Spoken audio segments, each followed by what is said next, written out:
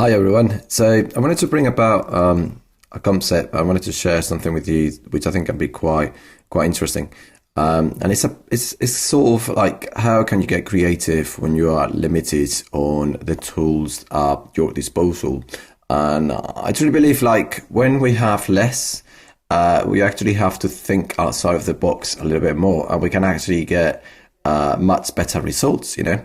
And the concept I wanted to share with you is that all that you really need is just one sound, one sample, right? So I'm going to show you very quickly anyway. I want to take this sample here, right, which is just like a piano chord. It's from the Ableton library, right? As you can see, that's like on A flat major 7. So it's not really relevant, to be honest with you. It's just, it can be any sound source. Something that's not overly complex. If it's too noisy, then you can't do a lot with it because it's already quite a complex tempo. But you can have a look here. You can see that this waveform is not actually too bad. You know, it's quite sine like sort of shaped. So it's pretty good. But what I wanted to quickly show you is how we can actually create different sounds out of this original sample. So I'm going to go over here and I'm going to be using Sampler for this because I think Sampler is really powerful. I know Simpler is taking more of a predominant role these days anyway because of all the functionality that with the slice mode and everything else, but Sampler is still king when it comes down to sound design. And I'm just going to show you some concepts here. So you can see that I've got the piano sound here, and so what I'm going to do is I'm going to just go on like I'm working at 170, so I'm just going to create a kick drum sort of pattern. So very quickly anyway, just going to put that here, maybe here and here. So obviously it's not going to sound anything like a kick, but let's play that through. Right, so what I'm going to do as well is, well, that's playing in the background. I'm going to change the envelope here. So you can see on the volume section, on the filter and global section, you can see that there's a section called loop right there, right? So what I can do is I can set that to trigger. And then if I pass this as sustain, so you can actually have short notes and long notes and it will last the same, right? The sound will last the same length, which is pretty cool. So I'm just gonna kind of like reshape it so it sounds a little bit more like a kick maybe. Right? And the next thing I'm gonna do is I'm gonna try transposing it down. Because obviously when you're doing sound design, one of the things I would advise you to do, guys, is possibly just use something like a spectrum analyzer, so you can actually see what you can actually visualize what you're working with, right? So I'm going to turn up the volume.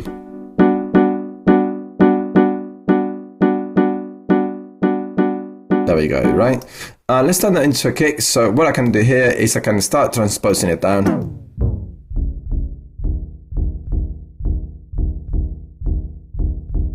Right, so it's got quite a nice sort of low end energy there. And I quite like that sort of feel though. It's quite an interesting sound when you transpose it down.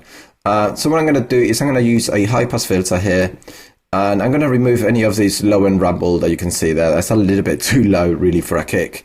That's going to be kind of like the basis of the sound, and we're going to be using this for the other sounds I'm going to be creating. And so you can see I'm using the MS-20. I quite like the sound of it. It's got a little bit of like a bite to it.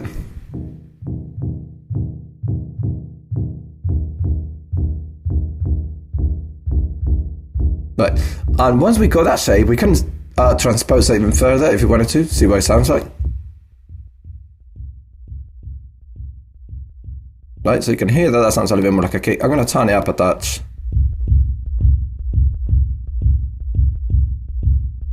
I'm going to use interpolation and put that to best interpolation because you can hear some artifacts. Right? And the other thing as well, because we're trying to create a kick drum, we can play around with a pitch envelope here just to give it a little bit more bite.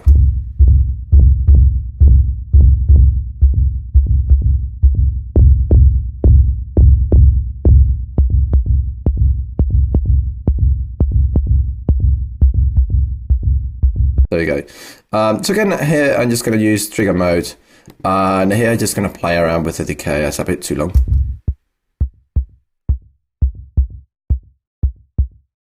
Right, so you can hear that. We can maybe play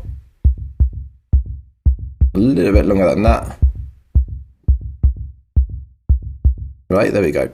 And here we can play around with the pitch envelope, or we can even play around with the sample. You can see that, well, there's not a lot of click going through. We can actually just move the sample start to see if there's like an area where it gives a little bit more sort of oomph and click.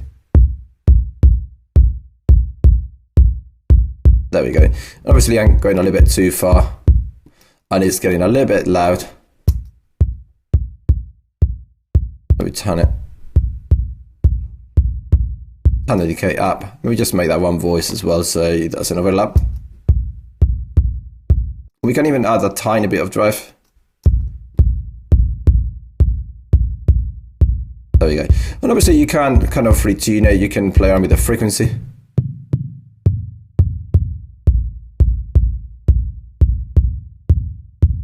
There you go.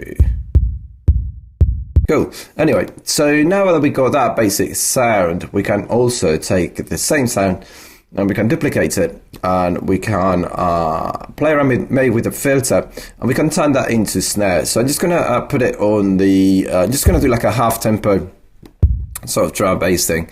And obviously you can fine tune the sounds as much as you like. It's just a proof of concept that you can take the same sample, right? So you can hear that doesn't sound like a snare at the moment. So let's just move that filter and move it up a touch.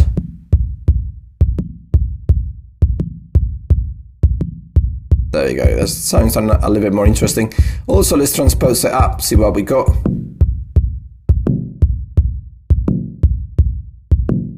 And we can try moving the sample, start point.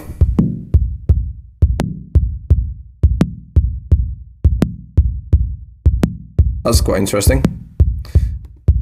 Let's bring it up a touch. There we go. And what we're going to do is, I'm keeping the pitch envelope in there, but what I'll do is, rather than using, I'm going to use the noise oscillator here, which, by the way, we can also use the oscillator here if we wanted to add a little bit more attack onto the original kick drum. So for example, I can go something like this.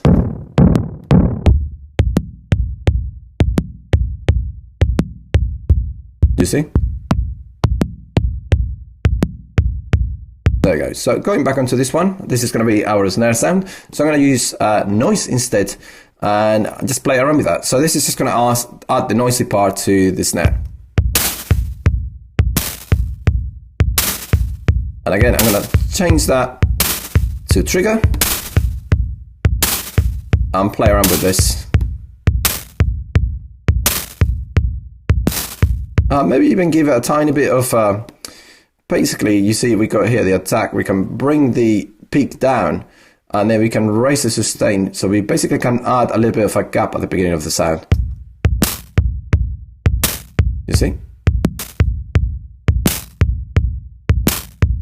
And then we can play around with the envelope.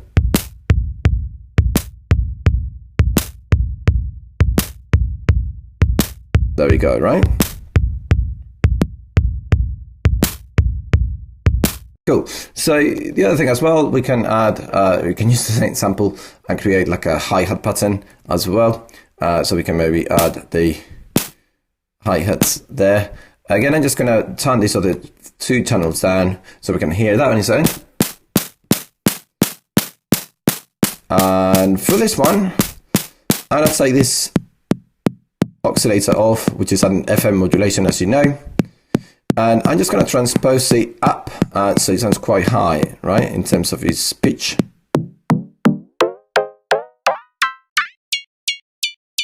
So we want to go into like hi-hat territory, right? Oh, there's a note there. I just noticed there's like two notes that are going down. Let's just bring those up. Cool. So anyway, I hope you're following so far. It's just something I wanted to quickly share. So you can see that this is sounding a little bit more like a hat, and then we can use this filter to kind of like that sort of hi-hat type sound. And again, obviously we just add a little bit of noise. And then play around with the transposition, see if it sounds a little bit better.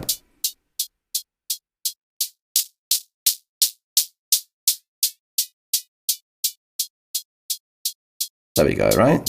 So that could be another hi-hat, and then we can play the whole thing.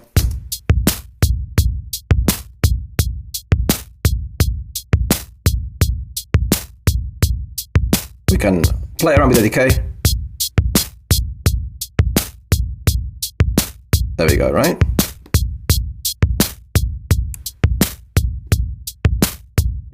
So we can make it as tight as we like as well. And then finally, let's just create something that sounds a little bit like a sub of some sort.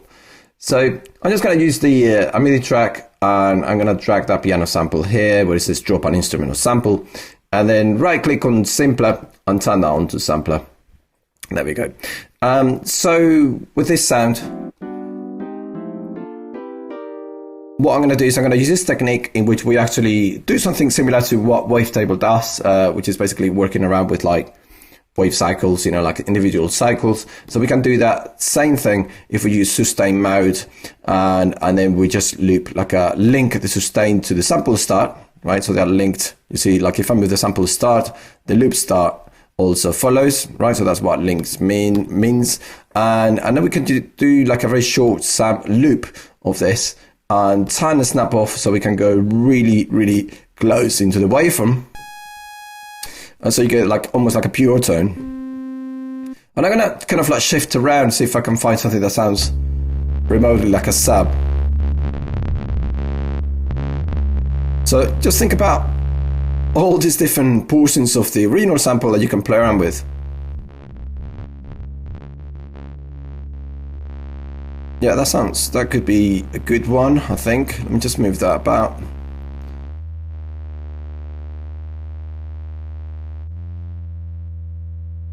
There you go. And you can even do a little bit of crossfade to try to minimize it, and you can hear that sounds a little bit like a sub if I were to play it much lower. There we go, cool. And we can play around with whatever we like. We can also add some FM modulation.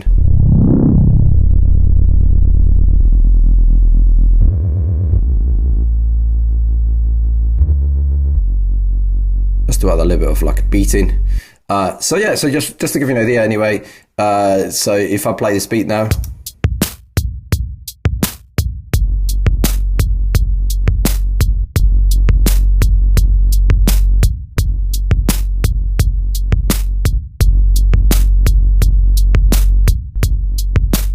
So I got that, I'm going to quantize it. Obviously, it's a bit of a lazy sort of sub, but you know, it works.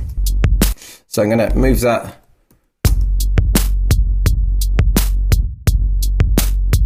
And we can obviously use the filter.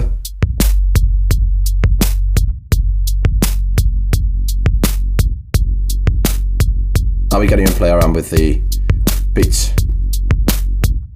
Well, the pitch of the basically the core settings on the oscillator here. Well, we can bring the volume up.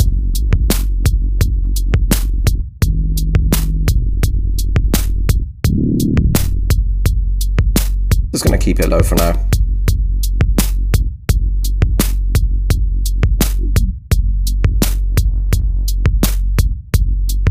Cool. Anyway, so I just thought I'd give you a quick idea on how we can take one sample and we can create all these different sounds with it. Okay, so I hope you enjoyed this tutorial, and thanks for watching, by the way.